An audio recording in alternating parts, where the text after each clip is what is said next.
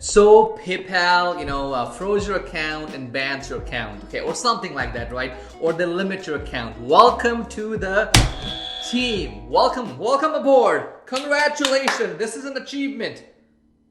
Here's the thing, guys. Okay, if you feel like if you're like my PayPal account got limited or frozen, or they'll tell you, hey, don't take out the money for 90 days, right? And you're like, what do I do? Don't panic, okay? I've been there. I'm gonna show you how to get out of it. So, a couple of things. So, if they limited your account, like for example, for me, what they did was they limited it in a way so that I couldn't take money out, and I had so much money piled up on there, and I couldn't use it, and I would have to wait 60 days, 90 days, and things like that. Now, what do? It's gonna, block your cash flow, or maybe, PayPal just banned your account. That happens to best of us, and it's okay. It's okay. I'm gonna tell you, don't panic. You'll be fine. Okay. Now, what happened to me was, I had so much subscription payments going on through, like recurring payment going on through PayPal, me and my partner. And then all of a sudden, we wake up one day, and it's been limited. Now, all those years we worked and all that recurring payment that was coming in through, now that's all been limited, meaning I worked 2 years. And it's very hurtful when that happens because you've been working 2 years to build that recurring revenue, right? And that's why I tell people, if you're doing recurring business, if you're doing recurring payments, I wouldn't use PayPal, straight up, okay? Because the thing is, PayPal is sort of like, monopoly in their own game. So what you need to be doing is using other merchants like, Stripe, Authorize.net, other merchants. There are many of these, right? And you deal with credit card payments or debit card payments. What happens is that, let's say Stripe bans you. That usually doesn't happen. They want to work with you because they know that there are other people that you can go to. So they want to fix things for you. So Authorize.net has been great to me. Stripe has been great to me. And they want to work with you. So, but if you do get banned from Stripe, you have a legal, right to take all that credit card data and take them to Chase, Bank of America, or a different merchant. You can do that. So for example, let's say I was making $50K a month and Stripe said, no, you can't do it anymore. I can legally say, can you transfer all that data, the card information, over to my new company, new merchant? They'll say, okay, good job.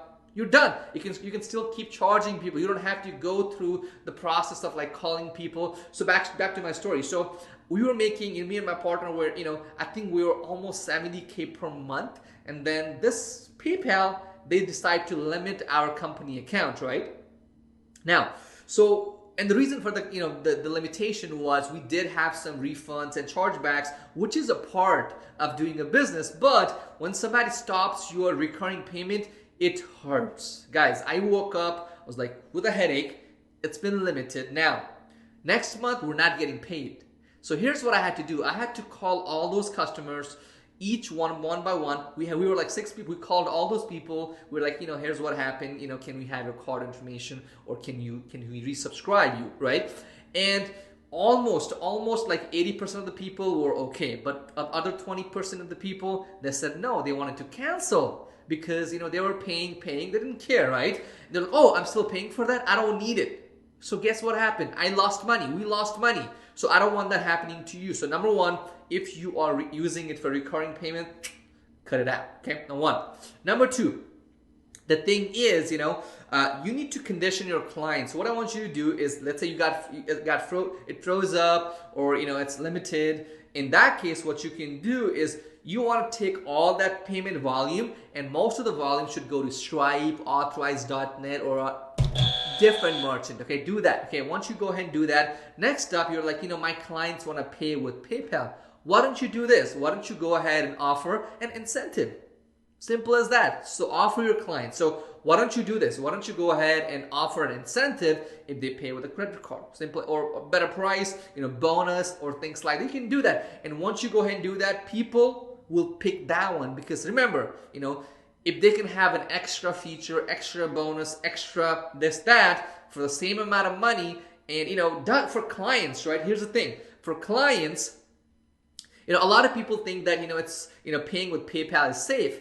Paying with credit card is just as safe. So if clients are like, hey, I don't feel safe, just tell them, hey, if you don't like the product, or, if I fraud you or things like that, you can always file a chargeback. You can always file a chargeback and your bank will side with you. So if you're honest about, selling your product, you can tell people, hey, I tell my clients, right? I'm like, they're like, I want to pay with PayPal. I'm like, no, we do credit card only. They're like, oh, but I don't trust blah, blah, blah. Tell them, hey, I don't take your card information. Stripe does. I don't get access to that ever. That's number one.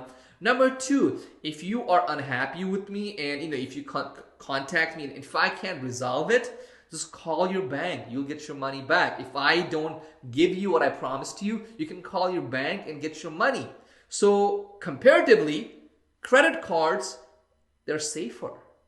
Debit cards, they're safer, okay? Now, PayPal, keep in mind, PayPal is not a banking institution. They are using, customers' debit card and credit card to make payments, and then it costs us, like, not only the merchant fees, but also the hassle of, like, because when I was dealing with PayPal, I still have PayPal, I still use PayPal, but I don't use it often. I don't do my recurring payments through PayPal anymore. Why not? Because, it's more of a headache.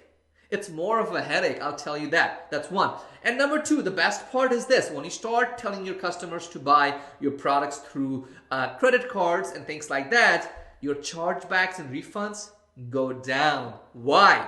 Number one, because if you let's say you bought something from me for PayPal for $100, right? You're like, I got the file, I'm good. I'm gonna go to my PayPal account and do dispute. Now, if you wanna do the same thing on credit card, you have to pick up your phone. You have to stay on hold for 10, 20 minutes. And then once they are on the line, you have to explain and answer 30 questions. Guess what? People don't got time for that.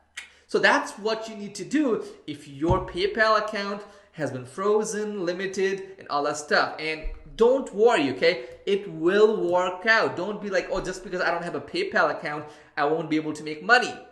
Look at me, look at all those other my friends. We're good, and you'll be fine as well. So that's it, guys. If you enjoyed this video and if you want more videos like this, that's gonna help you go far in life, in your business, go ahead and subscribe today, right now. Thank you so much.